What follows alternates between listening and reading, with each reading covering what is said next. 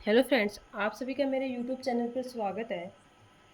आज मैं आपके बीच एक टॉपिक लेके आई हूँ, स्क्वायर एंड स्क्वायर रूट का। तो सबसे पहले स्क्वायर होता क्या है? किसी भी संख्या की उसी संख्या से मल्टीप्लाई करना। फॉर एग्जांपल 6 का स्क्वायर क्या होगा? 6 इंटू 6। 10 का स्क्वायर क्या होगा? 10 इंटू 10। तो इस तरह यानी कि एक्स है उसका स्क्वायर क्या होगा? X square. अब हम देखते हैं कि स्क्वायर और स्क्वायर रूट के हम इजी वे में कैसे फाइंड आउट कर सकते हैं। सबसे पहले है कि हमारा जो लास्ट डिजिट है वो क्या हो? लास्ट डिजिट हमें क्या दे रखा हो? 5 दे रखा हो। कुछ नहीं, बहुत ही सिंपल मेथड से हम करेंगे। अगर लास्ट डिजिट 5 दे रखा हो, कैसे? फॉर एग्जाम्पल हमारे पास दे रखा हो 15 का स्क्वायर निकालना हो हमें। कैसे निकालोगे? तो इसमें क्या करना होता है हमें? सबसे पहले हम करेंगे 5 का स्क्वायर करेंगे। 5 का स्क्वायर कितना होता है? 25। और जो 1 दिया है इसमें +1 करेंगे तो 1 1 प्लस कितना हो जाएगा? 2। तो 2 की मल्टीप्लाई इससे करवा देंगे, कितना हो जाएगा हमारा?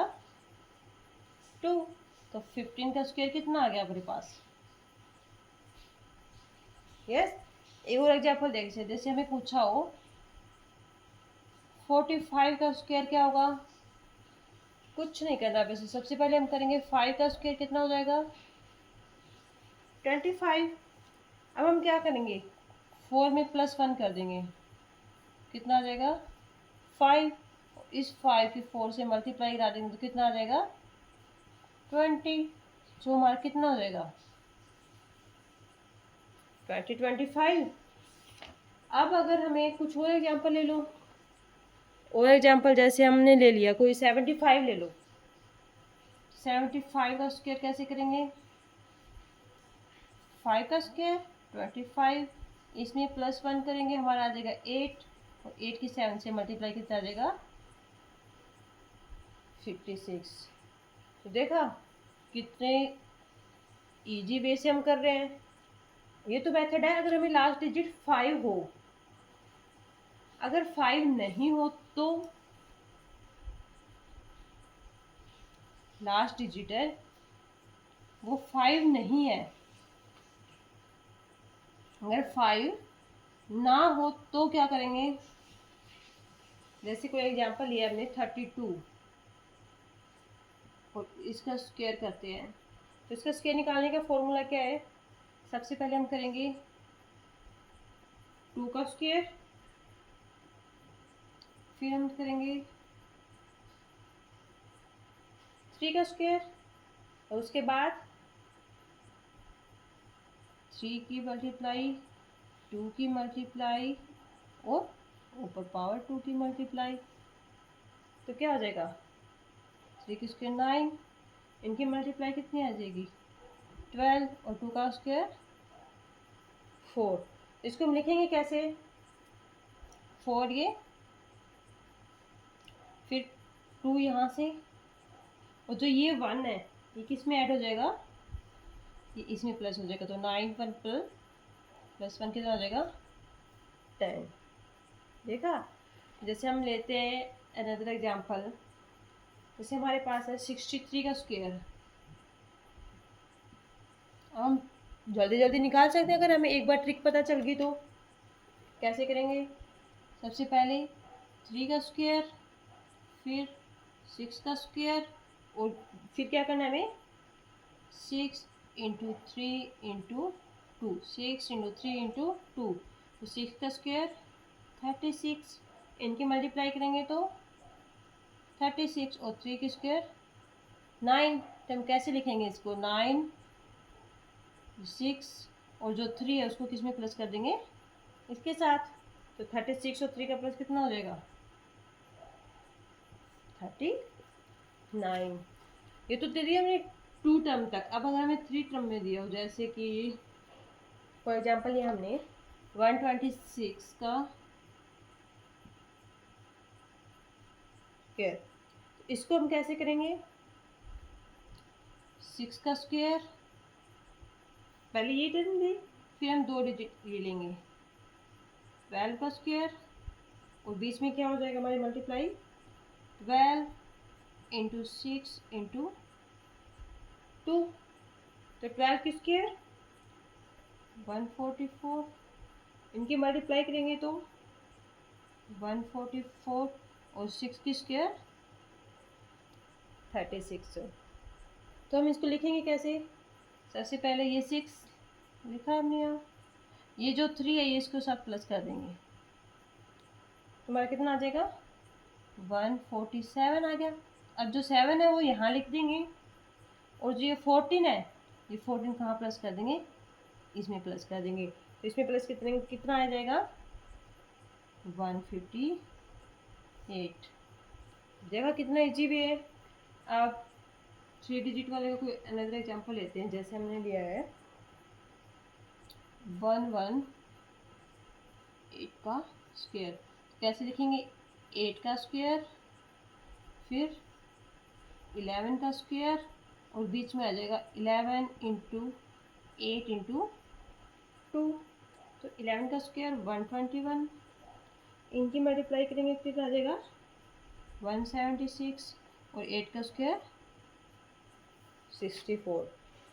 कैसे लिखेंगे हम, लास्ट डिजिट 4, फिर जो 6 है वो इसके अंदर प्लस कर देंगे, तो कितना आ जाएगा हमारा 182, तो जो लास्ट का डिजिट है इसका 2 यहाँ लिख देंगे, और जो ये 18 है ये इसमें प्लस कर देंगे, प्लस 18, तुम्हारा कितना आ जाएगा 139।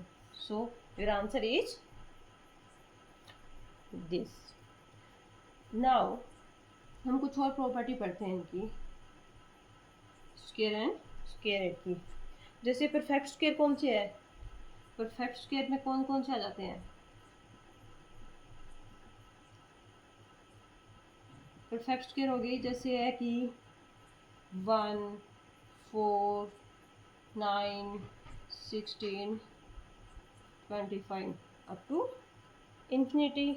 अगर हमें ये दिया हो कि 1 से 100 के बीच में, 1 से 100 के बीच में कितनी परफेक्ट स्क्वायर है, कितनी पूर्ण वर्ग संख्याएं हैं, तो कितनी होती है हमारी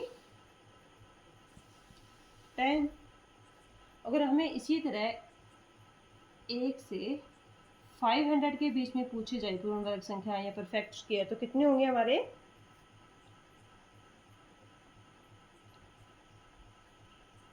21।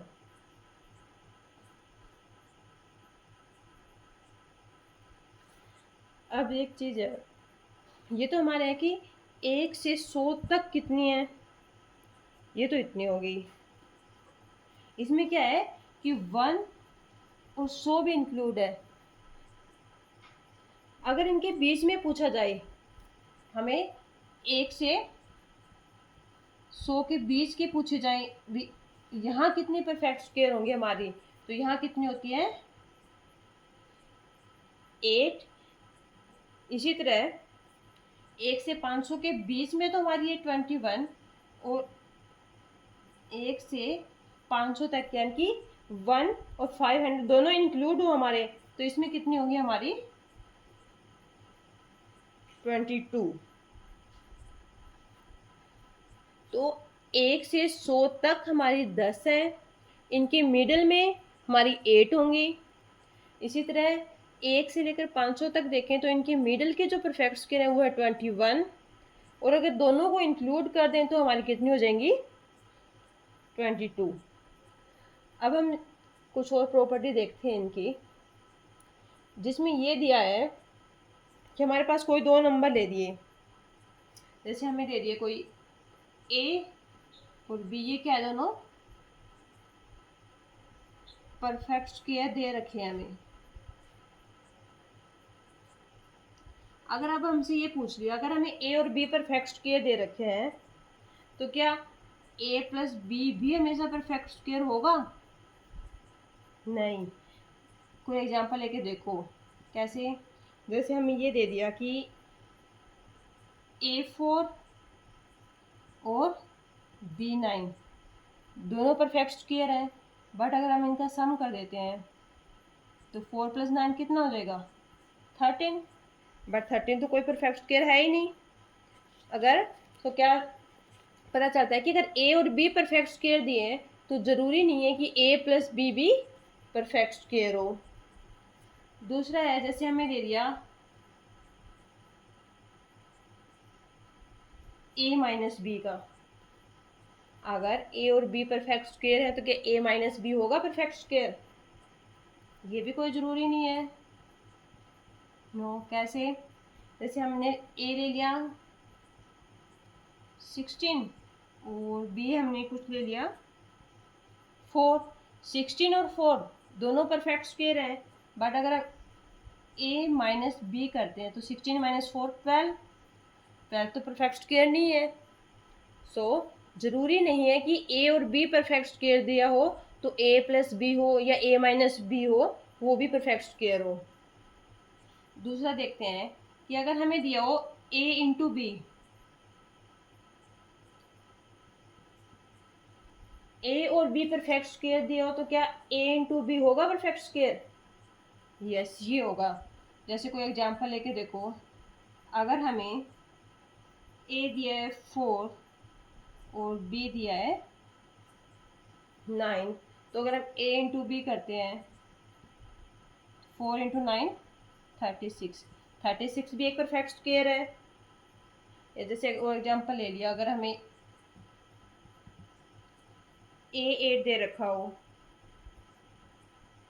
और b 4,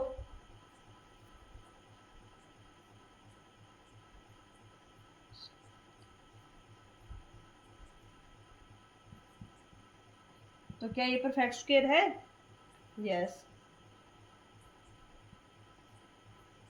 324। अब दूसरा एग्जांपल देखते हैं कि अगर a और b परफेक्ट स्क्वायर है तो क्या a/b भी परफेक्ट स्क्वायर होगा?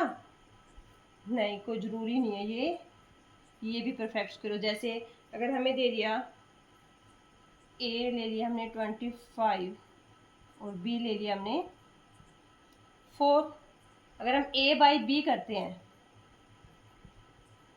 क्या हो जाएगा 25/4। तो ये तो कोई परफेक्ट स्क्वायर नहीं है। तो कोई ज़रूरी नहीं है कि अगर हमें a और b परफेक्ट स्क्वायर दिया हो तो a/b भी परफेक्ट स्क्वायर हो।